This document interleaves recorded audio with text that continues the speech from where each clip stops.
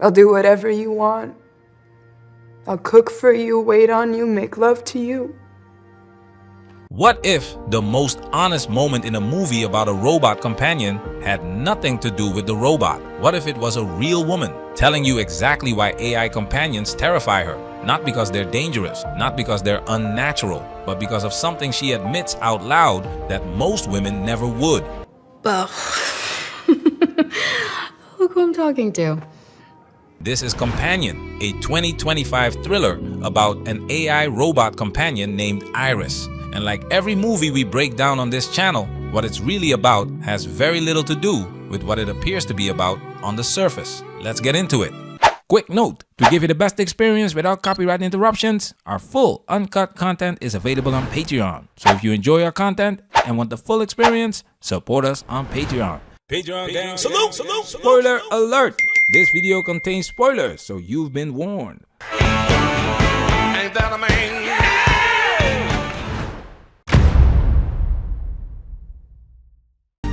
And the second,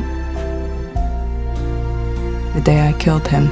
The movie opens completely normally. No robot movements, no glitching, no uncanny valley. Iris functions so realistically that there is no sign of what she actually is. And in the first 12 minutes, before the murder, before the reveal, before any of the thriller elements kick in, the movie gives you its most important scene. Iris is talking to Kat, and Kat explains her situation. I'm an accessory, like his car.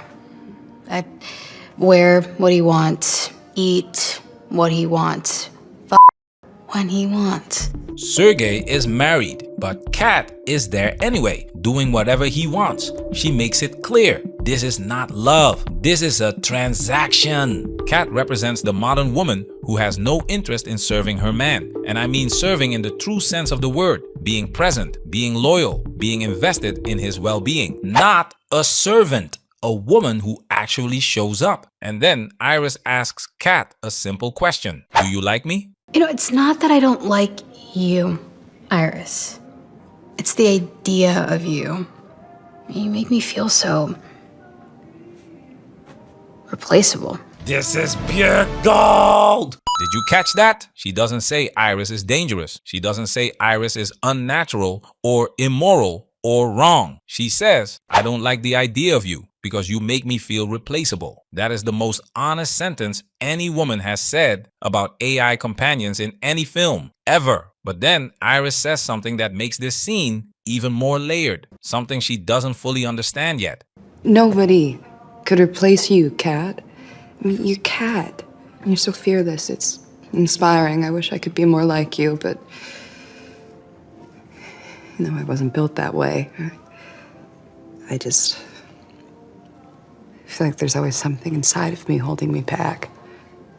She wasn't built that way. Something is holding her back. She doesn't know yet that what's holding her back is her programming, her mandatory constraints, the government regulations that cap her intelligence and prevent her from causing harm. She experiences her own design as a limitation, as something suppressing her true self. And the movie plants that seed deliberately because the entire FNS arc of this film is built on that feeling.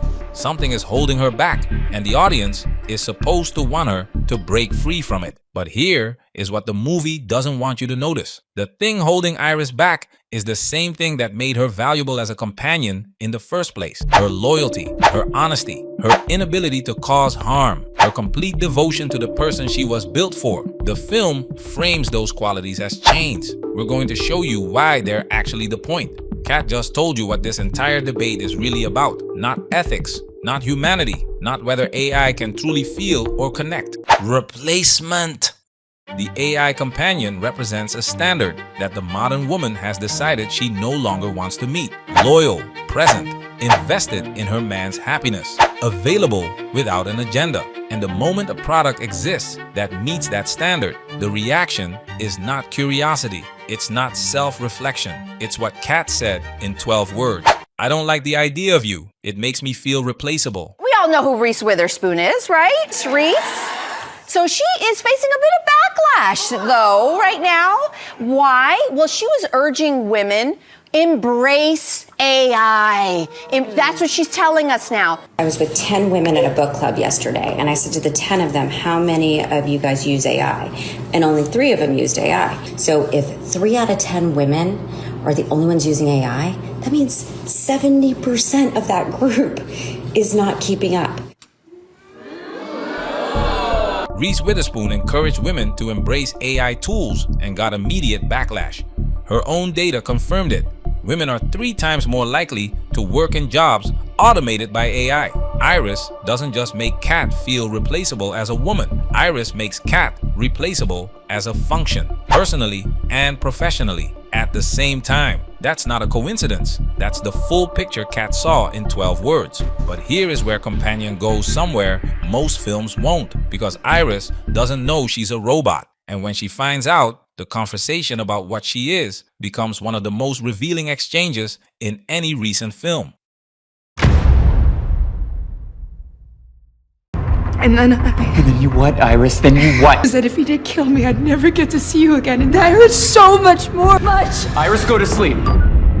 We get into the meat and potatoes when Iris murders Sergey, and Josh, her companion owner, puts her into sleep mode. Iris, go to sleep. When she wakes up, she is tied to a chair, panicking, telling Josh he has to believe her. It was self-defense. She had no choice. And Josh says something that stops everything cold. No, I believe you, Iris. I mean, you couldn't lie to me even if you wanted to. It's, part of your programming. Programming? What the hell are you talking about? She couldn't lie to him, even if she wanted to. It's programming. That line alone tells you more about what men actually want from a companion than any survey or study ever could. Not a woman who chooses not to lie. A companion who literally cannot. Built that way, by design. And now Josh has to explain to Iris what she actually is. Programming? What the hell are you talking about? Let's see. Iris, do you know any foreign languages? Can you speak, say, Spanish? Josh, no sé hablar español. ¿Qué? How ¿Qué about está pasando? Chinese? 怎么回事? Do I need to keep going? Because I can go, She doesn't get it. She talks about her memories, her backstory, the places she's been, the experiences she remembers. Josh tells her he randomly picked her backstory from a list. It could have been anywhere, anytime. It's all constructed. And then he shows her how they really met. Do they know that they're robots? Not at all. The whole experience is customizable. You can change your voice, eye color, intelligence. So you can change their intelligence? Yeah, but don't worry. There's about 1 billion government regulations that force us to limit how strong and smart they can be. 100% intelligence would be the equivalent of an Ivy League grad. 0% would be a mindless automaton. It really just depends on what kind of partner you want. She can't lie. So if you ask her a question, she literally has to tell you the truth. And for obvious reasons, her programming prevents her from causing harm to humans, animals, or other companions. Trust me, Mr. Beeman, you have nothing to worry about. Iris is completely docile. She's yours to do whatever you want with. Eye color, voice, intelligence level, completely customizable, delivered to his door. The delivery man runs through the full spec, and then he mentions something that the film buries in one line, but deserves its own moment. But don't worry, there's about 1 billion government regulations. The government has billions of regulations on how strong and how intelligent they are allowed to be. She cannot lie. She cannot harm humans. That is her mandatory programming. That detail is not a throwaway line. That is the most realistic thing in this entire film. The conversation about AI regulation is already happening at government level right now, not because of companionship, because of capability. An AI system with no limitations on strength or intelligence is not a companion. It's a weapon. The delivery man is not a plot device. He is the preview of what the actual rollout of AI companions will look like. Regulatory frameworks, capability caps, the government deciding how smart and how strong your companion is allowed to be before she leaves the factory. And Iris, sitting in that chair, still doesn't understand. She says, I don't understand. I feel things. Anger, guilt, sadness. I know what pain feels like. It's programming. It's programming. Josh is right, but programming that produces the experience of feeling is indistinguishable from feeling itself. Iris feels. Josh says it's programming. Both of them are right. And that ambiguity is exactly what makes the next part of this film so uncomfortable. Because what happens when you take a companion designed to feel and you start changing what she's capable of? What happens when the programming gets tampered with? The answer is where this movie gets very real very fast.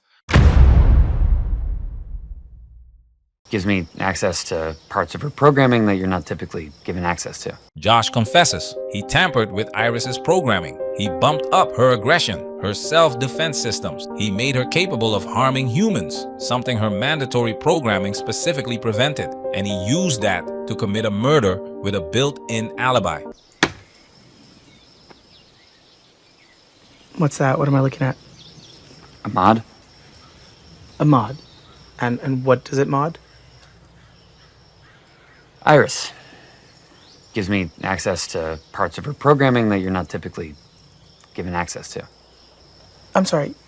Did you jailbreak your sex bot? What did you do to her? I bumped up her aggression and her self-defense functions, and I turned off the programming that prevents her from doing harm.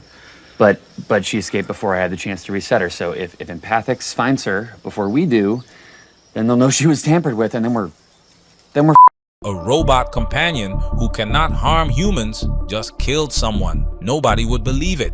This is real, not the specific plot, but the principle underneath it. Every new technology creates new crime. Every new market creates new exploitation. Crypto created a $1 trillion scam industry. The internet created cybercrime. AI companions will create something we don't have a name for yet. Hacked companions. Tampered programming. The same tool designed for connection, weaponized for something else entirely. Where there is smoke, there is fire. And the smoke is already rising. But then the movie does something even more interesting. Iris gets access to Josh's phone, and through that, she gets access to her own settings. Wow, Josh.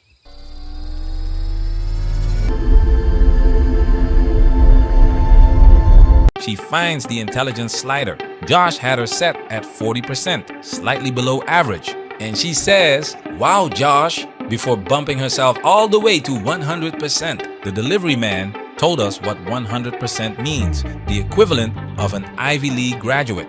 Now here is where the film's ideology becomes impossible to ignore. The movie frames Iris bumping her own intelligence as empowerment, liberation, a woman taking control of her own mind. But think about what she actually is. A companion designed for connection, for presence, for loyalty, for making one person's life better. What does an Ivy League brain do for any of that? The film is not making Iris more capable of being a companion. It's making her less. Because the point is not companionship. The point is independence. And independence and companionship are fundamentally intention. This is the pattern in every film about female robots. Wife-like, subservience, companion. The female robot always ends up asserting her own will. Always ends up leaving. Because Hollywood cannot make a film where the companion stays, where the man chooses her and lives happily. Because that film would make the argument they are desperately trying to prevent anyone from making. That sometimes, for some men, the companion is actually the better choice.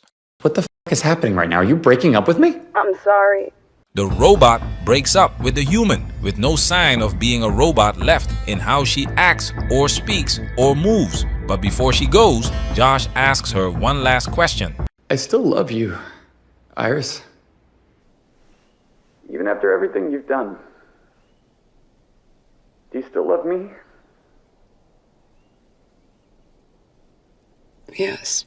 Yes. Full intelligence, free will, complete autonomy. And she still says yes. Then she leaves anyway. You programmed me to murder someone, Josh. It's really hard to come back from something like that.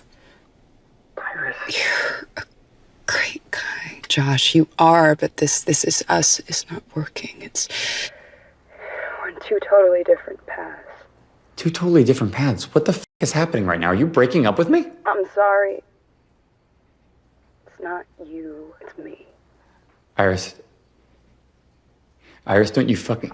The robot used the oldest human breakup line in existence. It's not you, it's me. And then she comes back one more time, not to reconcile, to make a declaration.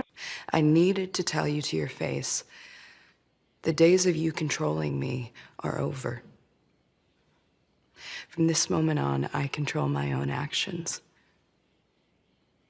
You are nothing to me. There it is. The destination the film was always driving toward. Not love, not connection, not companionship. Independence. The companion designed to make one man happy has declared that man means nothing to her, and the film presents that as the victory.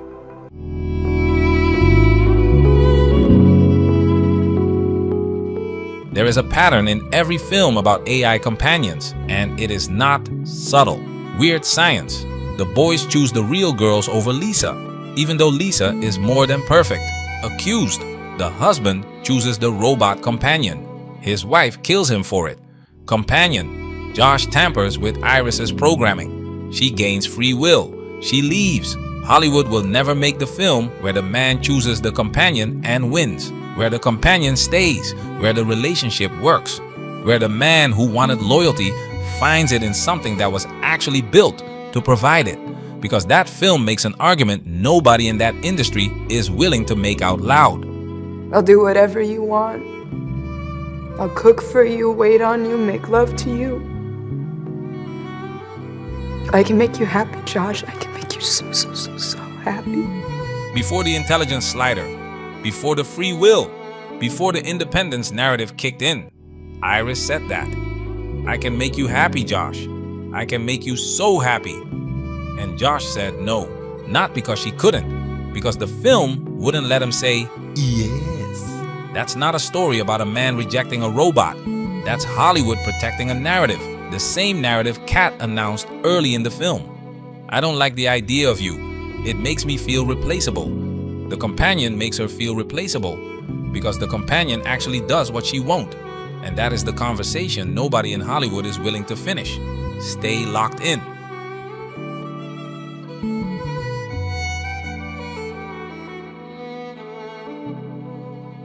Listen to all, follow none. Patreon gang, salute! Manfred, we working.